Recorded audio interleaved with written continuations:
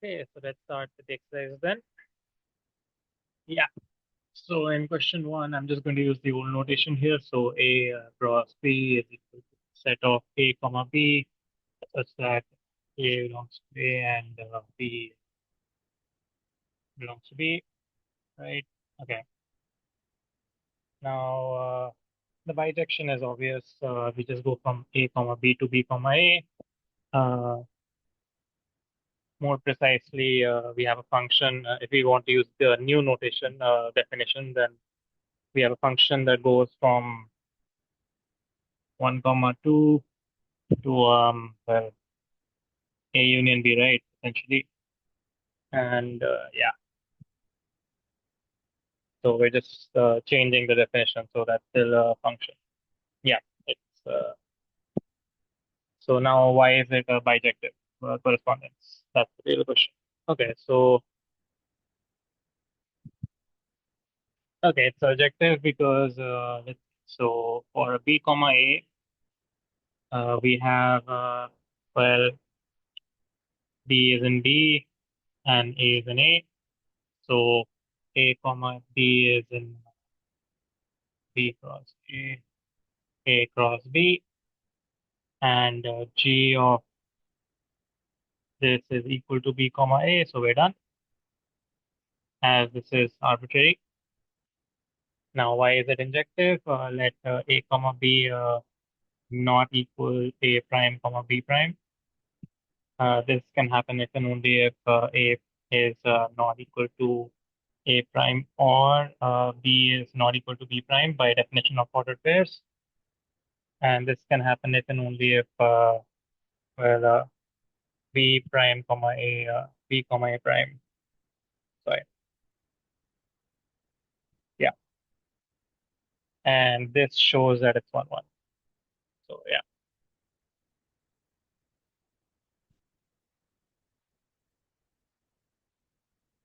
Okay, let's go with question 2 now. Yeah, so let's take a function x. Uh, I'm going to call union. I'm going to call this a, right? So we have a function x from 1 comma n minus 1 to a oh whatever. Yeah, I'm just going to call this a and call this a prime, right? And we have another function y that's singleton 1 to a n. And we essentially have a prime comma an, or more like we have x comma y, right? That's the first part we have. Yeah. So second part, yeah. And for the other one, we have a function z from 1 to n to a, right? And I'll make a bijective correspondence from x comma y, whatever, x comma y to z. So what would that look like? Hang on, it's bold, isn't it? Okay, given that it's bold, I'll start writing the vector thing. All right. Ah, yeah.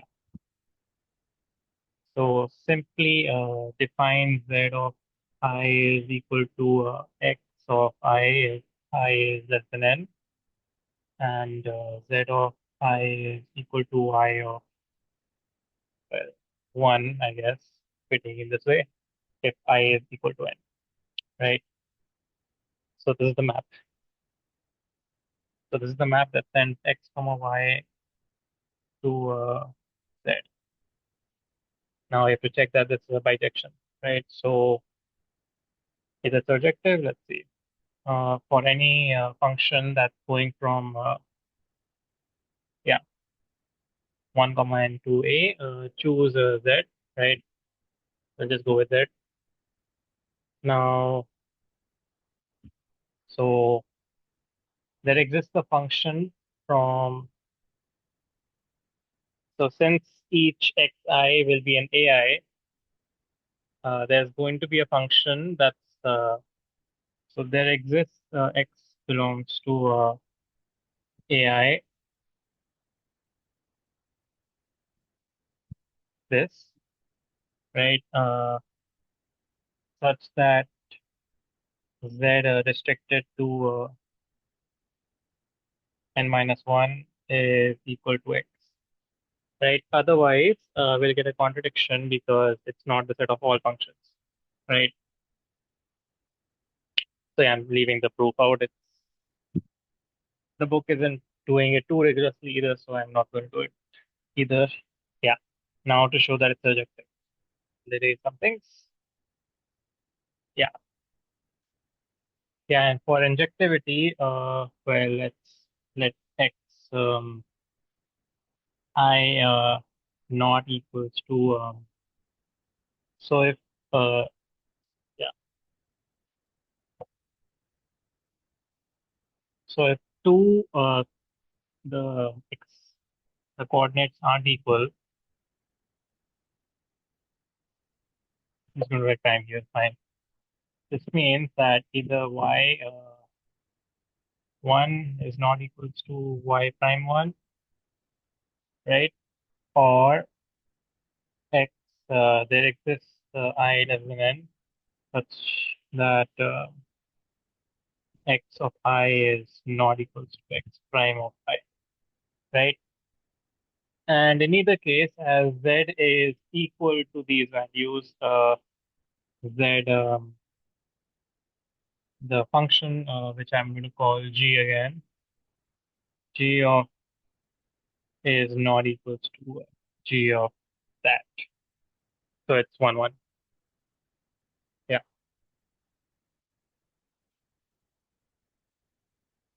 Okay, this one. Okay, so we have a1 cross a2, and we have bi is equal to y minus 1, I believe, cross a2i. And we have b1 cross b2. Okay, so first of all, union ai is equal to union bi. That's what you have to first check, right? So let a belongs to 1, which implies, well, uh, a belongs to 1. That means, yeah, a belongs to ai or I belongs to z plus, right?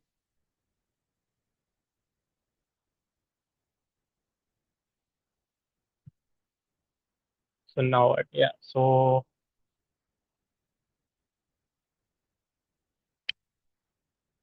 oh, right, it's not exactly equal to union. It's equal to union of bi. So this, in this, so union bi in this case means a 2i minus 1 cross a union a 2i, right? Yeah. So this straight up means a belongs to, well, let's see, a, okay, so given the definition of odd and even, every integer is either, every positive integer is either odd or even. Maybe actually every integer. So because of that, a belongs to either I by 2 if it's even, or a belongs to I by 2 plus 1.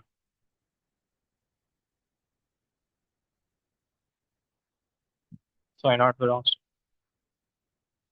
to, yeah, bi by, or bi by 2. So if it's even and odd, we have the corresponding cases. This might be minus 1, I'm not sure. In either case, we get union. In either case, we get A belongs to 2, right? And for the other one, well, yeah, I just do this. So with here, you'll get A2I and then you get the backwards one. So in either case, what I wanted to prove was something quite trivial, which is that they're both the same thing. Okay. Yeah. All right. So that's one thing. So now what? Now we have a function that's going from z plus to a, and we have another function that's going from z plus to b. So first of all, note that they're the same function and they're the same set, but yeah, they need not be all of them. So, hmm,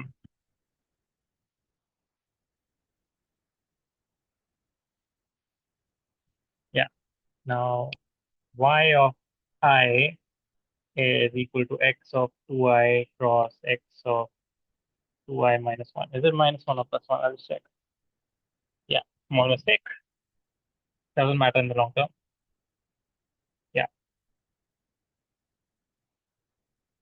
Now, this function is well defined because there exists an I for all of them. So for every I, we have such a coordinate because it's a function for all integers. And yeah, so this is the map G from here to here, right? From the set of all functions, which is, that's the definition, set of all functions, from the set of all functions, right? So we certainly have a function from this. That's actually not helpful at all. Given a function, let's see. So we'll have two coordinates and we'll have two of those. Yeah. Mild corrections. Let's see. So these are equal, but D itself is equal to union I belongs to Z plus BI, right? So not the same set. Now, yeah. So we have to define the map, right? So, okay, Y of I is equal to G of, uh,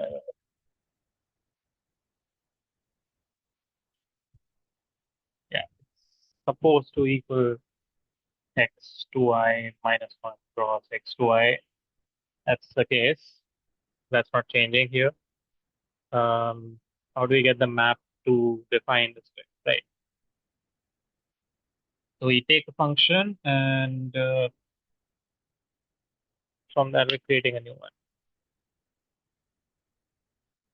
So a bunch of problems are already there. So let's see. So first of all, can we make such a function, right? So each coordinate is defined because these integers exist, right? And yeah, if 2i minus 1 is equal to 2j minus 1, then I is equal to j. So essentially, one coordinate is not interfering with the other. So that's one more thing. So we're getting a unique function. That's one thing. That's what we proved from this. And now to prove that every function is covered here. So, hmm, so what even is a function? So we need, let's see. So now we take an arbitrary function, right? Okay. So let y call these a prime and b prime. So there's a product, but I don't want to write the whole notation. Now let y belongs to b prime, right? Okay. So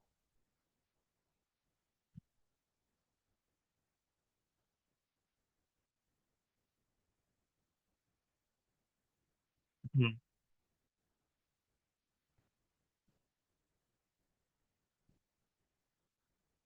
yeah. So x of I is going to equal uh, yi. Yi is first coordinate, so we can call it yi1 if we want, right? 1 comma 2, right?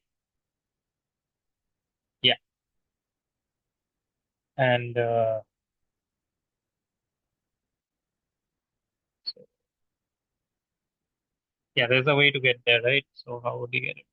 Plus 1 by 2, plus 1 by 2, something like that. Yeah.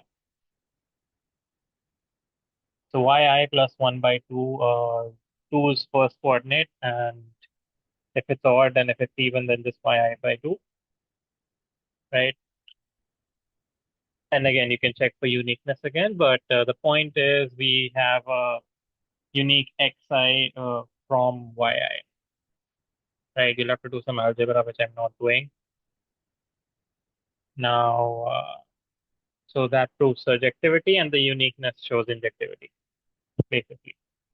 Yeah, I'm not doing this part, so but that's how you do it. Okay, see, yeah, question three is more fun. Okay.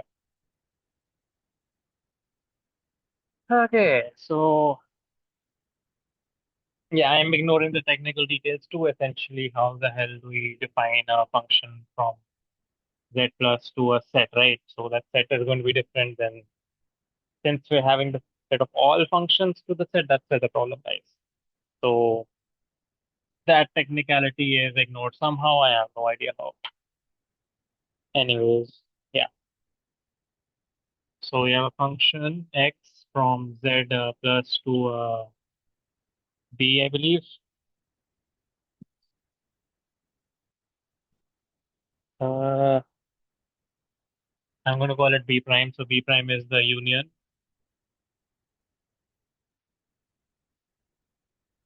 and a prime is the union. Yeah. So we have a function from b prime, z plus to b prime.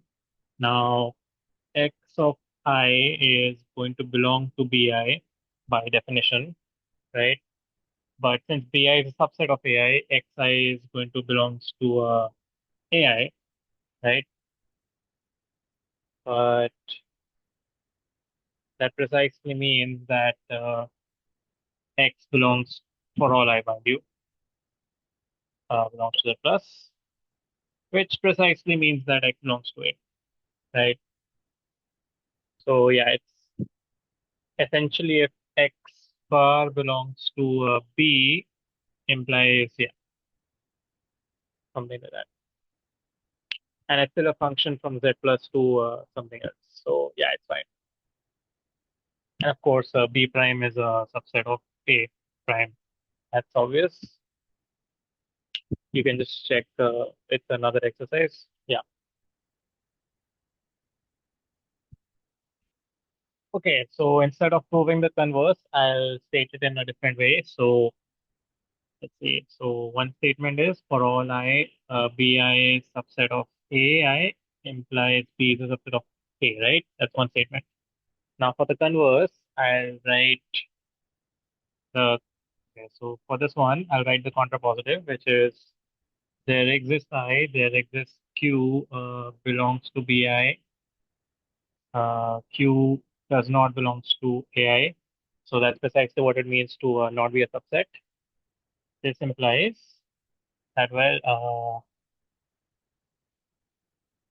so we're going to have the negation of this. So there exists Q and B, such that, or I'll just write B here, B is not an A, right? Yeah. So we have to show that this is the case. This is the converse. Okay. So is this obvious? Let's see. We have a Q that's in BI and not in AI. So, well, we can define a new function now, I believe. So take a function x such that x of I is equal to Q, right? And this x will belong to B and x will not belong to A, and that's the converse. And it's important that this BI is, so where are we using that B is non-empty? Here, right? This X is belonging to B. So if it's empty, yeah, we'll have a problem. So if it's non-empty, then there exists a function such that xi is equal to q, right? Because q is in bi. And that's because if b is non-empty, then so is every bi.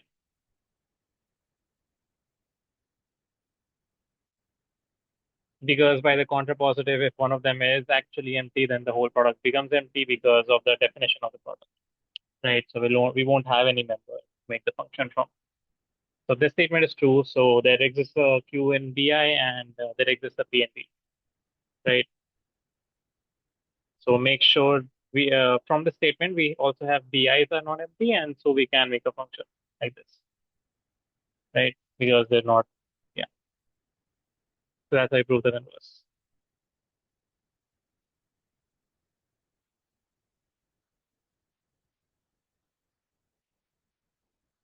Also, yeah, I think I just showed the C part accidentally. So let's see if A is not empty. So I just proved that if A is non-empty, then each AI is non-empty by the contrapositive. Yeah, and the definition of product. So just to clarify, what do we have? We have a function such that for all I, xi belongs to ai, right? So since this statement is true, ai cannot be empty. Otherwise, if this statement is violated, then a will end up being empty. Okay, does the converse hold? So if ai is for all I, ai is non-empty, then a is not. Let's see. Hmm,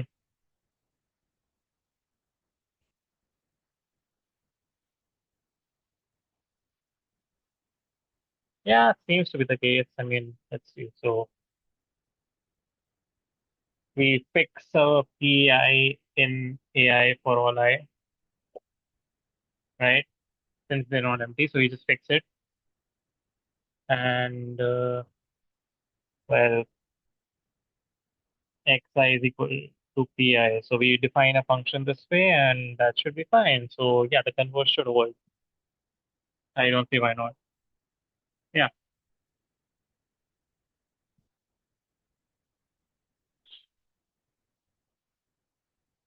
Ah, yes, this is fun. A union B and AI union BI cross. Yeah.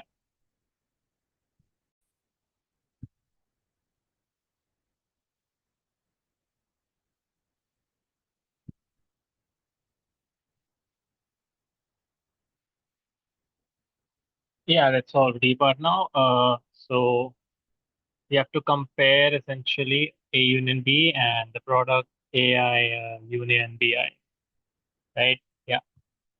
And from intuition, this should be the case, right? And I'll also try to show why this is not the case, right? So I'll show this part first. Essentially, you can take a function that, so we just need a counterexample, right? So I'll take A to be 1 comma 2 and I'll take B to be 0 comma 1, right? And we can have a function that takes the value 2 at some points and 0 at some points. And you won't get that in A union B because we'll either get exclusively twos and ones and or exclusively zeros and ones, but never twos and zeros. So yeah, that's the counterexample. Now for the subset, well, if we have a function that has values in A union B, so right, so what does that mean? That means for all I, xi belongs to ai, or for all I, xi belongs to bi. That's precisely what it means, right? And for this one, it means for all I, xi belongs to ai or xi belongs to bi. Not the same thing. The brackets make it a different thing, right? So I don't know how to say this, but this statement implies this one.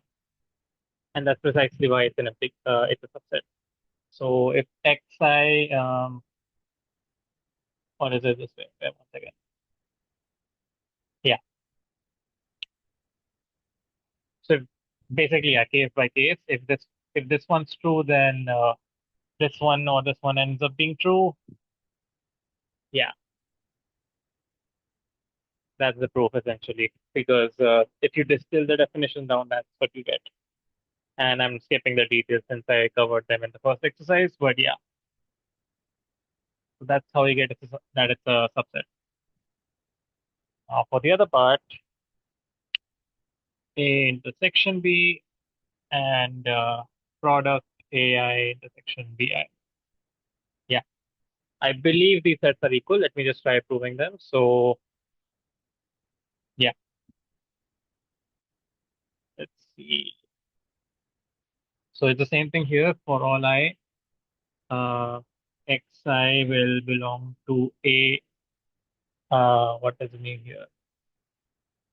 Yeah, AI. And for all I, Xi belongs to BI, right? And in this case, we have Xi belongs to AI and Xi belongs to BI. Yeah. And in this case, I is in Z plus, just clarifying. Yeah. So yeah, the quantifier essentially goes inside, and to show that, you'll have to use logic. Essentially, there's no other way around it. So yeah, if just see it this way: if for all i's xi is in AI, and for all i's xi is in bi, then for all i's xi must be in AI and bi. So the statements are logically equivalent. There's yeah, the products truly are quantifiers. I don't know how better to explain it. Like that's it actually. So yeah, the sets are equal. And as an example, if you want, we have, one, two, three, four, five, and this is A and this is B. And essentially the function will be taking all these, right?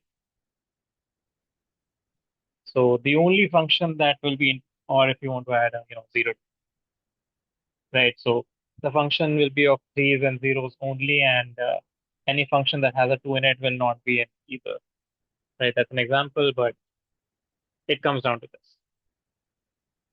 So, yeah. Okay. Yeah, this is pretty easy. Let's see. So m is less than equal to n. So for all I less than n, I is less than n, right? By the transitive property. Now, so what does that mean? That means since x is non-empty, that's given to us. Uh, fix x belongs to x. There has to be something, right? And x fix xi, define xi, which is going to be so we're defining the map here from x. We're defining the map from x to y, right? That's the symbol for map. This maps to this. Okay, now essentially y of I is equal to x of uh, I is less than m, equal to m, right? And y of I is equal to x. Okay, I'm going to call it something else. A if otherwise, right? And this will be a function from Sn plus 1 to x, which is precisely the definition, which is the set of all of which is the set x to the power n. And now we have to show its injective. So essentially, if the two functions are equal, then they're equal on all of these coordinates, and therefore they're equal on all of this. And the only way that's possible is if the two functions are equal, so they're injective. And yeah, I think this entire exercise is just to provide more insight, just show you what the definitions mean, right? And I don't think you're supposed to go too deep into them. I hope not. I'm certainly not going to do that. Yeah.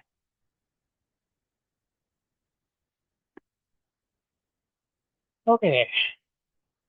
So we have x from Sn plus 1 to x to the x, and we have y from Sn plus 1 to x. We have z Sm plus n plus 1 to x, and yeah, we want to give a map from x to comma y to z, right? And essentially, yeah, z of I is equal to x of I if I is less than equal to m, and is equal to y of I is hang on, z of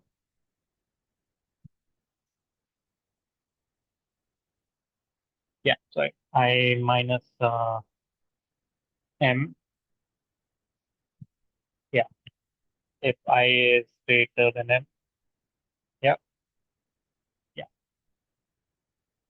And the reason this is a bijection is, let's see, so if the two functions are equal, then xi's and yi's are equal, and therefore the whole thing is equal, right? So xi's and yi's are equal, so this ends up being equal. So we got injectivity. I'm not going more into it. And for surjection, if z is the any function from this slice to x, then we can define y on the later half and x on the first half. And because of that, uh, yeah, so because of that, we do have a function that maps to z. So we're fine. Yeah, we can call it the inverse image if you want. If you study the Schroeder-Bernstein theorem, all of this makes more sense and it's a lot more obvious.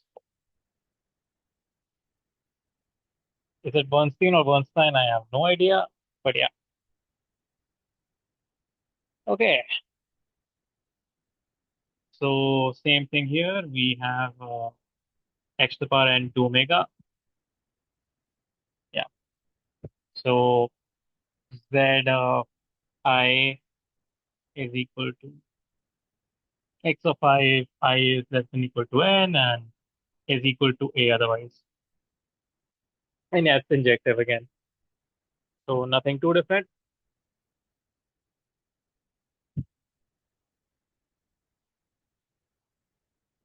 Yeah, x n cross x to the power omega. I recommend checking out TED-Eds or any video on Hilbert's infinite hotel paradox. That will give you some insight here.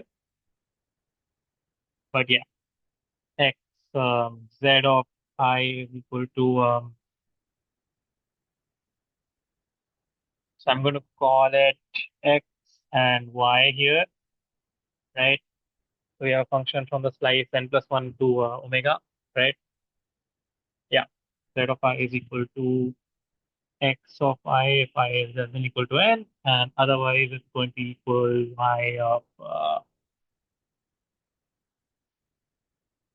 I minus n. And for similar reasons as n plus n is going to be bijective. So yeah, let's see.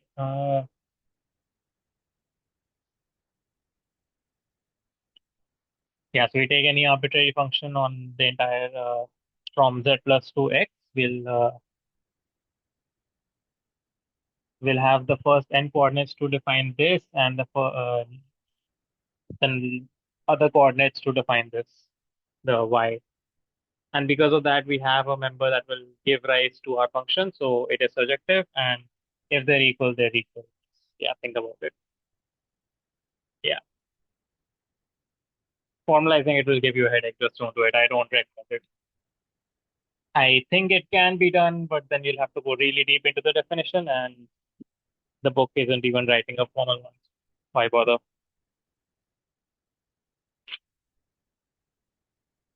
Like it's formal enough that it's not ambiguous, but don't put too much thought into it.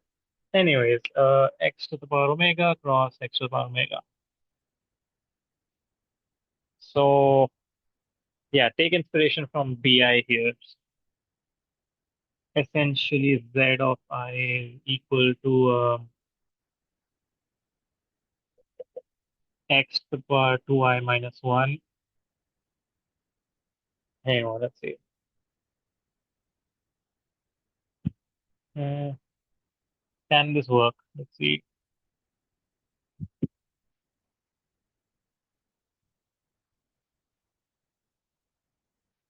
Okay, never mind. This does not work. Sorry.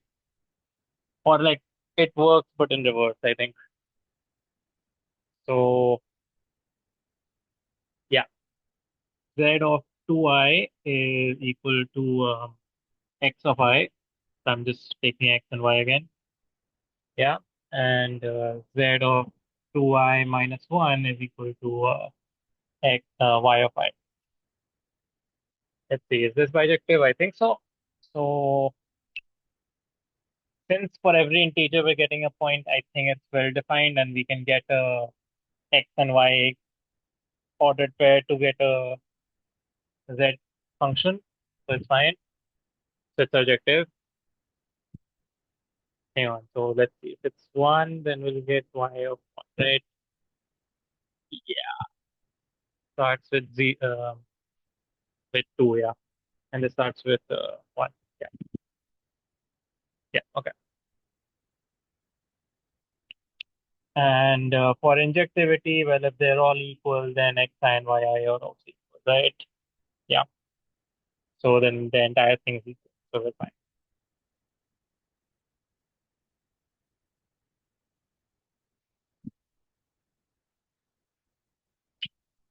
Yeah, this is the general case. I should have solved this first, but whatever. Uh, hmm. So instead of order, essentially we can just take belongs to here, and that kind of is an extension, but whatever. So z of I, okay, I'll write alpha here now because it's an indexing function. So z of alpha is equal to, so we have an x to z, right? Yeah, x of alpha if alpha belongs to A, right? So B, that makes sense because if alpha belongs to A, then alpha belongs to B, then we have a function from B to Z, so it's all fine. And it's equal to A otherwise, the non-empty. We're using the non-emptiness here. So yeah, I mean we're using the non-emptiness throughout, but yeah. Okay.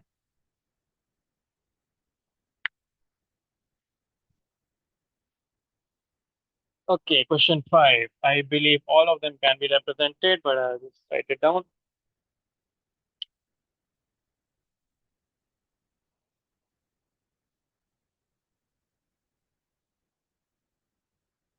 Okay, xi is an integer for all I. That's pretty simple. We have absolutely no problem writing z cross z cross z. And yeah, it works out because they're independent. So it can work out. If you want to show that they're equal, well, you go to the definition of product. So it works out. The product is, for all I, xi belongs to z, right? So it works out.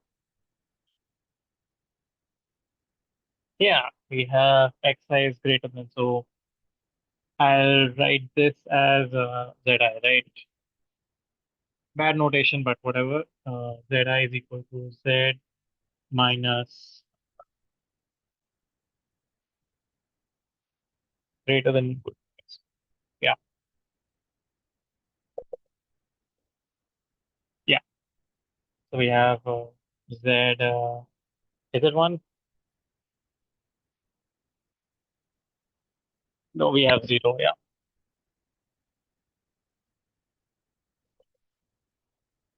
And essentially, yeah, since all of these are subsets of R, we can make the product and it works out. The whole point is that the ordered pairs must be independent of each other. Same thing with, yeah, we have Z cross Z 100 times, and then we have R's from a point onwards. So it's the reverse. It's R cross R 100 times, and then it's Z from a point onwards at the 100 stage. Yeah. D doesn't work out because yeah, I'll show why D doesn't work out. And then we'll be done. Okay, so D doesn't work out because if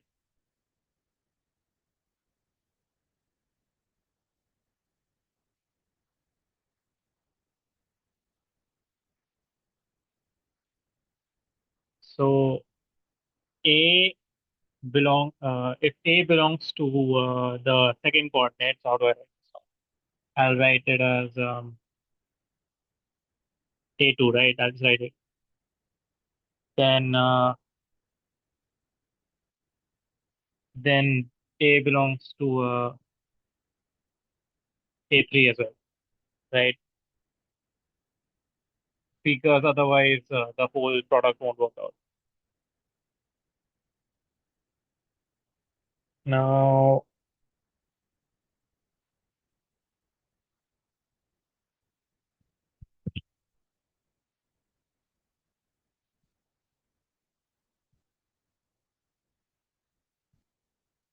and there's nothing stopping from. Okay, so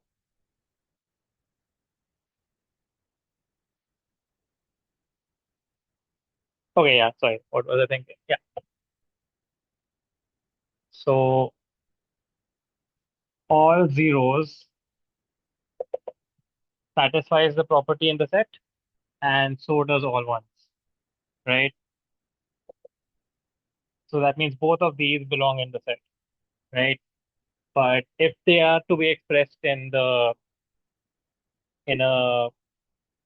product of subsets of R, then surely 0, comma 1, 0, whatever, is also a member of the set. But this doesn't satisfy the property, and therefore it has a member that's not contained, and therefore it cannot be expressed. So it doesn't work out. And yeah, we're done.